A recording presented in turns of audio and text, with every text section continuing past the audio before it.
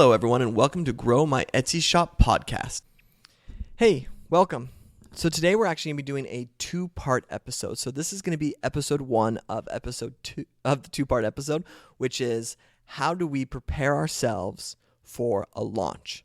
Okay, and then our next episode we're actually going to talk about what a launch is, how do you do a launch, right? So for this one, we're going to be talking about how do you prepare yourself for a launch. So the first thing you need to do is you need to understand what a launch is.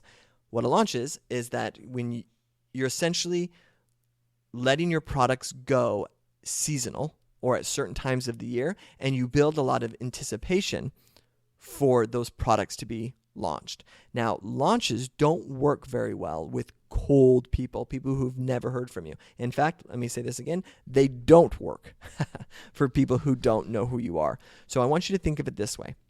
If you are a taxi driver who drives around New York, your whole job is around someone waving their hand at you, and you have to stop and get that person in your cab before they jump into someone else's cab. So you wake up every day and you say, I'm going to drive around, I'm going to use my gas money, and I'm going to hope that I get enough people in my cab that pays for my gas money and that I'm profitable. And there'll be days that I get more people and there'll be days that I get less people, but this is my business model.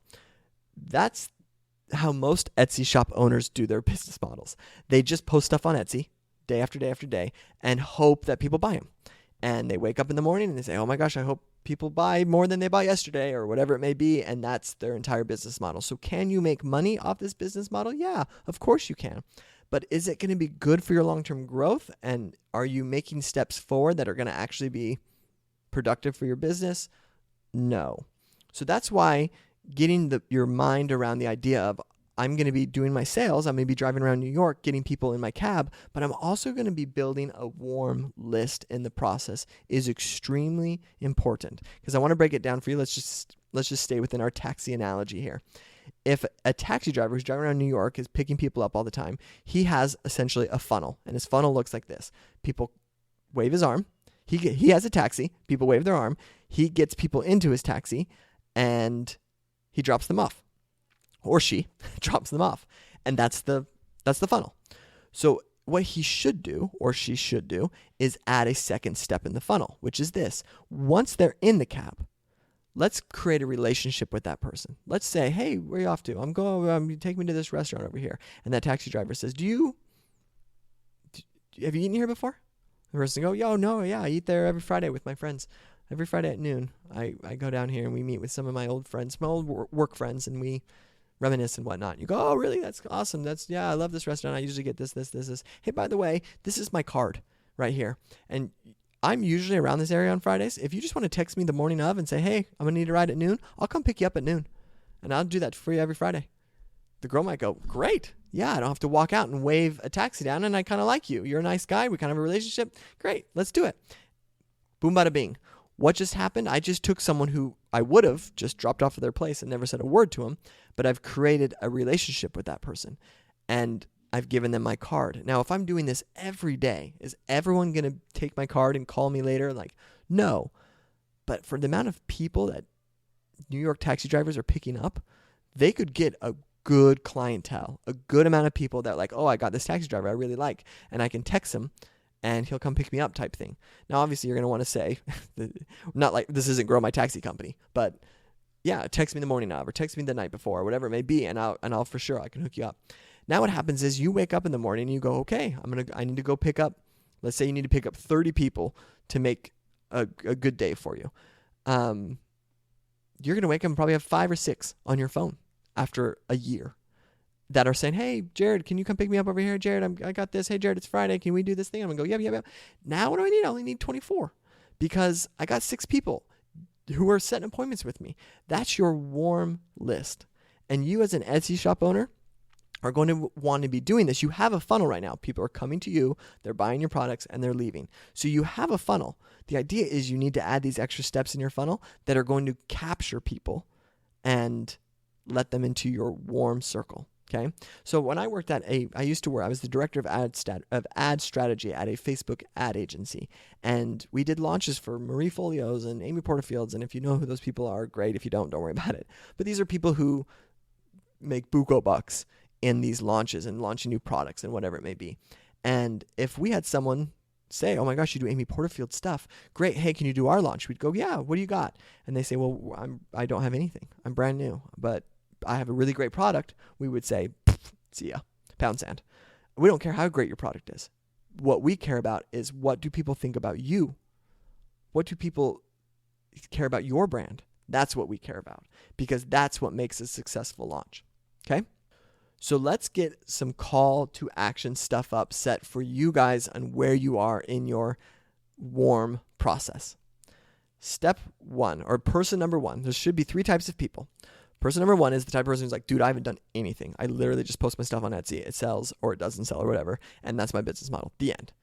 Person number 2 is like, yeah, I've got an Instagram. I got some stuff. I'm posting some things. I don't have a ton of followers. I got 100 followers on Instagram. I got 22 likes on my Facebook page. I get 20% of my traffic comes from Pinterest. But I mean, I'm doing stuff. I'm posting stuff. I just don't really know what to go from here. And then there's person number 3 who's like, dude, I'm rocking it. I got 14K on my Instagram. I got another 6,000 likes on my Facebook. I'm getting 35%, 40% of my traffic's coming from Pinterest. I got email lists that I'm hitting up and all this kind of stuff. Like, that's person number 3. So if you're person number 3, turn off the episode. You're where you need to be. And well, I shouldn't say turn it off. There's going to be one gold nugget for you that you're going to want to listen to. But person number 2 and person number 1, I'm going to start talking to you direct here. Okay? So if you are person number 1, in a year, what is your business going to look like? The exact same. Now, your revenue may be different because you've added more products and blah, blah, blah. You've had more authority on Etsy. But what's not going to change is your lifestyle, of the sense of that you wake up and hope people are buying your things on Etsy, right? Or the taxi driver that's going out to pick people up. You're not doing anything that's going to add to you in a year. But if you're person number 2, you should in a year look a little different. You should have more followers. You should have more people caring. And though it's at a slow rate, at least you're getting people there. So if you're person number 1, let's start there. Here's the advice I normally give people.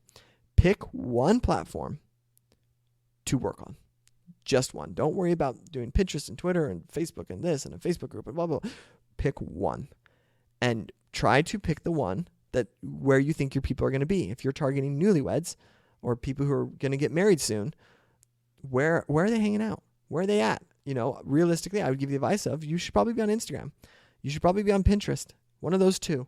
Because if, depending on what your product is and who you're selling, but people who are planning for weddings tend to be on Pinterest a lot, trying to find inspiration of what they're doing. If you're trying to target the bride, like the person, I would go more towards Instagram in that scenario. So you're going to kind of think that way. Like if I have, if my product is a sew kit, I'm going to probably create a Facebook group that's going to be about sewing and get people to come in. And those are my target people, right? Those are people, anyone who's interested in sewing is the type of person I want to get in front of. So I'm going to create a Facebook group. Maybe your stuff is for more beginners. Then you're going to create a Facebook group called Beginning Sewing or whatever it may be, 101 Sewing, and get people to come in that way. And then you can work with them through there. Pick one and focus your energy on it. Now, you don't need to go out and spend money. You don't need to go do this thing. But the idea is like, how can I get people from my Etsy shop to join my Facebook group? How can I get them to do these things? And of course, through your packaging and through conversations and whatnot, you can do that. I've talked about this in past episodes. I'm going to get more details into it in others. I just don't have time to go all into that right now. I just need you to understand the concept first. So I'm going to leave you there, but I'm not going to leave you hanging. But that's the idea. That's where your mind needs to be. If you are person number 2, meaning, yeah, I've got some followers or I'm doing some stuff and I'm moving content around, but I don't really know what to do with this content. Like, what do I do with 164 people following me on Instagram? Like, I don't know what to do. This is, I think, and for person number 3, this is also where this gold nugget is. This is something that I learned and has been very beneficial for me in other projects I've taken on in my life. I think you guys know this. I say this often, but I'm a growth marketer. This is not my full-time job. I have another job that I actually pays my bills. And we use this concept all the time. So I just want to tailor this kind of for you as Etsy shop owners. We learned through our research, and not just our research, through everyone's research, this is just common knowledge, that of all the things out there, likes on Facebook, followers on Instagram, page views of your website, Twitter followers, that where does the most direct marketing take place? Or let me say it this way. Where does the most success of direct marketing take place? The answer to that, which when you do a product launch, you're going to be doing a lot of direct marketing. So this is where you're going to want to get your people. Do you want them following on Instagram or whatever it may be? The answer is email. Email does the best for direct marketing. So you're going to want to start to funnel people into an email list that you have. So if you have 163 followers on Instagram and you're like, what am I supposed to be doing? I'll tell you what you're supposed to be doing. Do everything you can to get those 163 people onto an email list. And if you're posting stuff on Pinterest all the time and trying to get what we all think about is, well, I want to get sales. And of course, if you're putting a product up, you're going to want to direct people to a website they can buy that product. But when it comes to this type of marketing, when you're building for launches, what's the most important thing to us? You notice I didn't say when those people came in, hey, how many people have bought your product? It's not a question I ask.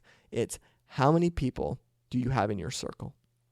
Which you can say, well, I've got 10,000 emails. And we would go, we're interested in you. Obviously, that would be a bare minimum for the type of launches we were doing. But yeah, you got our attention now, as opposed to I have 0 emails, but I've sold the product 500 times. We'd be like, sorry, no.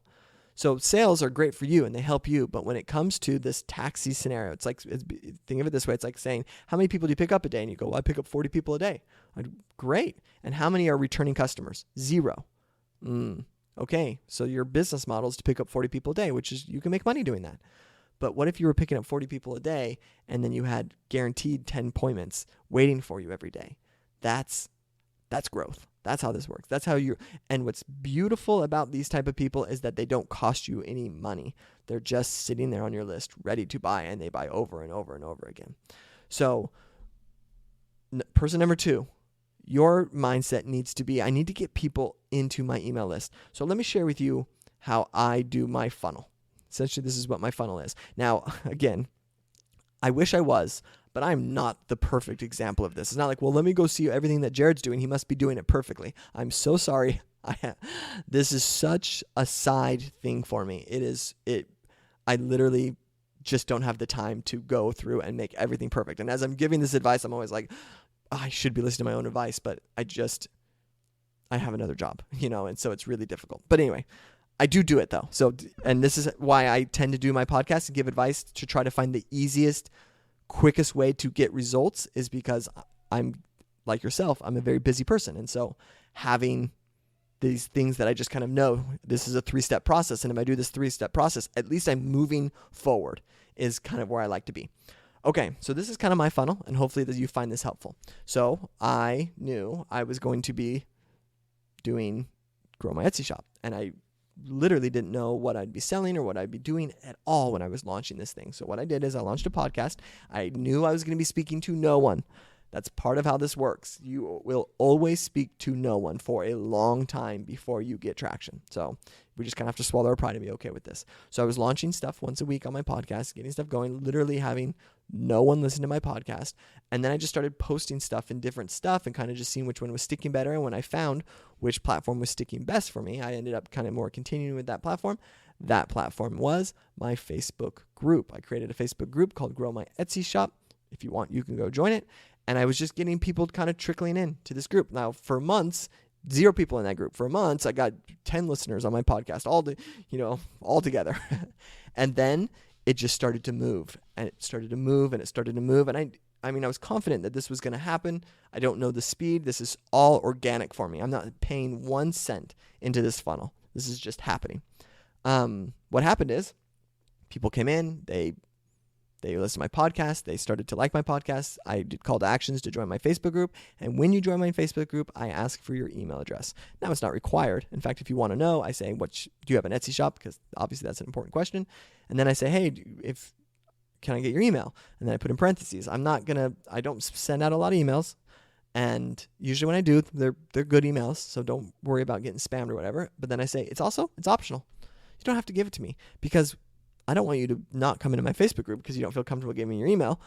And also, being part of my Facebook group allows me to market to you. Like, it allows me to get myself in front of you and offer you things if I had things to sell, type thing, So I do growth reports, and that's literally how I was able to do growth reports, and it's gotten to a spot where it takes up a lot of my time. I'm getting business from this podcast that essentially puts people into a Facebook group that I get their email, and then they get emails that nurture them. And it's all set up this way, and it's completely free. And so that's the idea that you kind of want to do, is instead of saying, well, I'm just going to post my products on Instagram, the idea is, well, who's my person and what can I offer them that they're interested in? And so whether that's coupon codes, whether that's content, whether that's I wrote this blog post out of the 10, I have a free download thing that's like a checklist for your wedding day. Like I'm just going with if that's who you're targeting, wedding people, and you get their email in exchange for this. And if you are, let's just say you get one email a week, the idea is, well, that's not very much. Yep. But what about in a year? You'll have more emails than you would have if you had never done it. So you just set up these little automations. And so once that's automated and that's where your Instagram link is taking them or whatever, then you're like, okay, how can I put this into my packaging on Etsy? And how can I do this here? And the idea is you're just going to slow build this process. Now, if you want a quick solution, if you're like, dude, I want faster than that, you can pay. And that I've been sitting on this episode for a long time, but that's my specialty is pay. I literally, that's what I do for a living. I am a paid media buyer. And so, yeah, we could talk to the moon about how do you use paid marketing in this.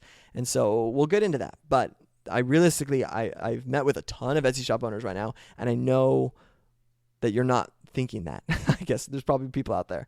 But what you're more thinking of is like, dude, how do I manage my store and make forward steps as I'm doing it? And this is the best strategy that I can give you for that.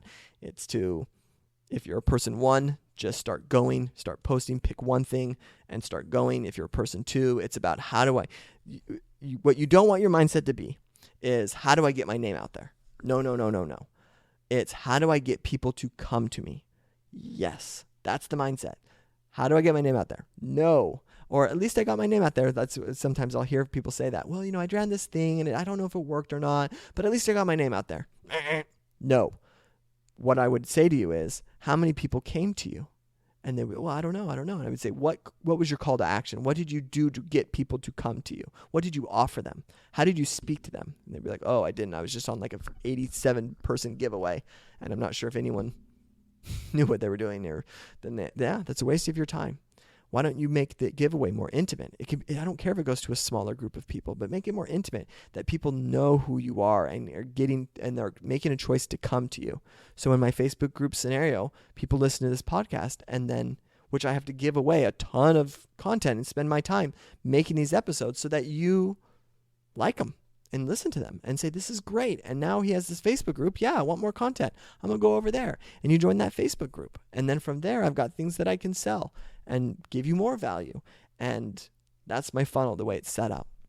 So if I was to launch, you can go to my Facebook group and see, Jared's got a Facebook group of, this many people in it. And he's got an email list that's probably around very close to the amount of people that's in his Facebook group. Is it a huge number right now? Of course not. But does it grow every day? It does.